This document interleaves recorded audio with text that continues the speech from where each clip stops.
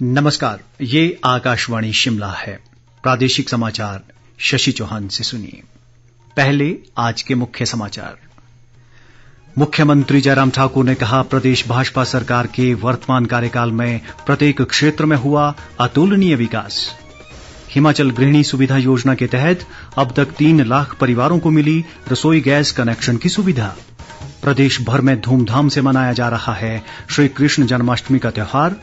और चंबा की प्रसिद्ध मणिमहेश यात्रा आज से शुरू। कोरोना महामारी के चलते आम श्रद्धालुओं के यात्रा पर जाने में रहेगी रोक।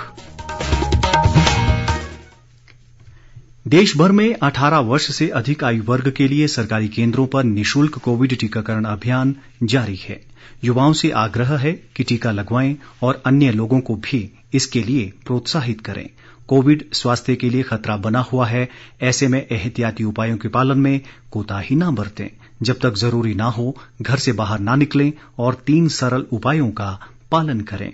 मास्क लगाएं, 2 गज की सुरक्षित दूरी बनाए रखें, हाथ और मुंह साफ रखें। कोविड संबंधी जानकारी और मार्गदर्शन के लिए राष्ट्रीय हेल्पलाइन नंबर 011 23 97 8046 और 1075 पर संपर्क करें। अब समाचार विस्तार से।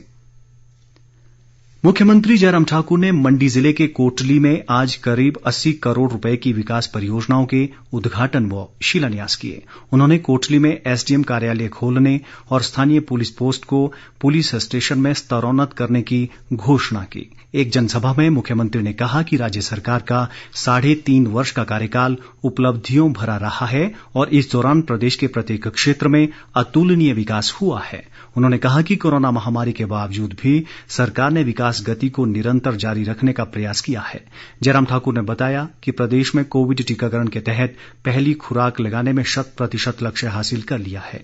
ये उपलब्धि हासिल करने वाला हिमाचल देश का पहला राज्य है। हिमाचल प्रदेश के लिए हमारे सौभाग्य की बात है कि पूरे देश भर में हिमाचल वैक्सीन के मामले में पहले स्थान पर है। हमने फर्स्ट डोज 100% हमने हिमाचल प्रदेश में पूरी कर ली, 100%। और बहुत जल्दी आदरणीय प्रधानमंत्री जी हिमाचल के लोगों को संबोधित करने वाले, इस वैक्सीन के अभियान के लिए बधाई देने वाले। मुख्यमंत्री ने बताया कि मंडी शहर में जल जीवन मिशन के तहत 48 करोड़ रुपए की परियोजनाएं शुरू की जा रही हैं। जल शक्ति मंत्री महेंद्र सिंह ठाकुर भी इस दौरान मौजूद रहे। जनजातीय विकास मंत्री रामलाल मारकंडा ने लाहौल स्पीति जिले में अक्तूबर के पहले सप्ताह तक सभी आवश्यक खाद्य वस्तुओं सहित मिट्टी तेल की आपूर्ति सुनिश्चित करने के अधिकारियों को निर्देश दिए हैं। केलंग में आज एक बैठक में उन्होंने जल शक्ति विभाग को पेयजल योजनाओं को दुरुस्त और कार्यशील बनाने की दिशा में भी ठोस कदम उठाने को कहा। मारकंडा ने केलंग में प्रस्तावित मल निकासी योजना की प्रगति की समीक्षा भी की। हिमाचल गृहिणी सुविधा योजना के तहत प्रदेश में अब तक करीब 3 लाख पात्र लाभार्थियों को गैस चूल्हे दिए गए हैं। कांगड़ा जिले के डाडासीबा में एक कार्यक्रम में उद्योग मंत्री बिक्रम ठाकुर ने 29 पंचायतों के 429 लाभार्थियों को गैस चूल्हे वितरित किए। उन्होंने कहा कि राज्य सरकार गरीबों के कल्याण और उत्थान के लिए प्रतिबद्ध है और इस दिशा में कई योजनाएं चलाई गई हैं। ग्रामीण विकास मंत्री वीरेंद्र कंवर ने भवन व सन्निर्माण कामगार कल्याण बोर्ड की योजना के तहत ऊना जिले के थाना कलां में आज 310 कामगारों को इंडक्शन चूल्हे वितरित किए। उन्होंने कहा कि बोर्ड के माध्यम से पंजीकृत कामगारों व उनके परिवार के कल्याण के लिए प्रदेश सरकार कई योजनाएं चला रही है। टोक्यो पैरालंपिक में रजत पदक जीतने पर ऊना जिले के निषाद कुमार को राज्य सरकार ने 1 करोड़ रुपए के पुरस्कार की घोषणा की है। उन्होंने ऊंची कूद स्पर्धा में ये पदक हासिल किया है। मुख्यमंत्री जयराम ठाकुर ने इस उपलब्धि पर निषाद कुमार को बधाई दी है। ग्रामीण विकास मंत्री वीरेंद्र कंवर और पूर्व मुख्यमंत्री प्रेम कुमार धूमल ने भी बधाई देते हुए कहा कि रजत पदक हासिल कर निषाद कुमार ने अपने परिवार व प्रदेश का सम्मान बढ़ाया है। पदक जीतने के बाद अंब उपमंडल के बदाऊं स्थित निषाद कुमार के घर में जश्न का माहौल है।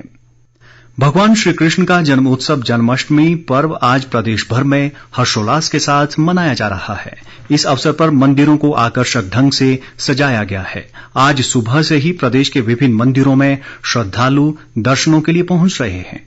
इस दौरान कोविड नियमों का पालन भी सुनिश्चित किया जा रहा है। मंदिरों में विशेष पूजा अर्चना सहित श्री कृष्ण जन्मोत्सव की तैयारियां की जा रही हैं।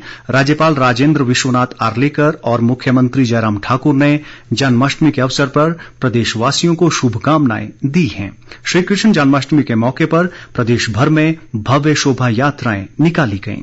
कांगड़ा जिले के नूरपुर में राज्य स्तरीय जन्माष्टमी महोत्सव भव्य शोभा यात्रा के साथ शुरू हुआ। वन मंत्री राकेश पठानिया भी शोभा यात्रा में शामिल हुए। इस बीच श्री कृष्ण जन्माष्टमी पर्व के साथ चंबा की प्रसिद्ध मणिमहेश यात्रा आज से शुरू हो गई है। ये यात्रा 14 सितंबर यानी राधाष्टमी तक चलेगी। कोरोना महामारी के चलते इस बार भी आम श्रद्धालुओं के यात्रा पर जाने के लिए रोक लगाई गई है। जिला प्रशासन सदियों से चली आ रही परंपरा को निभाते हुए सांकेतिक रूप से यात्रा आयोजित करेगा। प्रशासन की अनुमति के बाद आज जन्माष्टमी के छोटे स्नान पर जम्मू राज्य के विभिन्न क्षेत्रों से छड़ी यात्रा के साथ आए श्रद्धालुओं ने डल झील में पवित्र स्नान किया।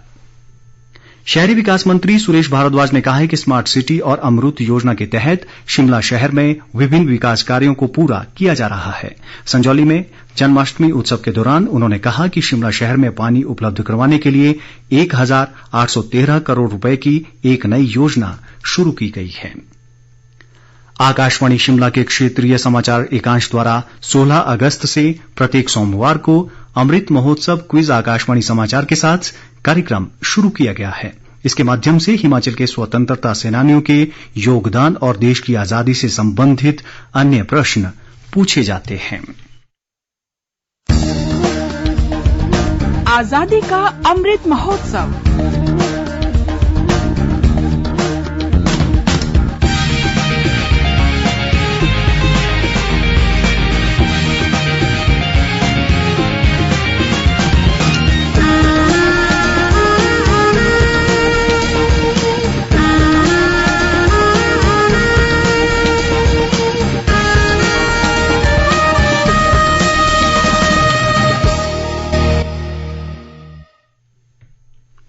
आज का प्रश्न है, शिमला से भारत छोड़ो आंदोलन का संचालन किसने किया था? आप अपना जवाब हमें इस बुलेटिन के समाप्त होते ही हमारी ईमेल adnews@gmail.com पर भेज सकते हैं। जवाब देते समय श्रोता अपना मोबाइल नंबर और फोटो भी साथ भेजें। ईमेल पर सबसे पहले जवाब देने वाले 10 श्रोताओं में से लकी ड्रॉ के माध्यम से विजेता का चयन किया जाएगा। विजेता का नाम कल शाम इसी समय समाचार बुलेटिन में प्रसारित होगा। पुरस्कारों के लिए सहयोग दे रहे हैं Him Urja Himachal Pradesh. Solar rooftop power plant लगाएं, अपने घर को पावर हाउस बनाएं।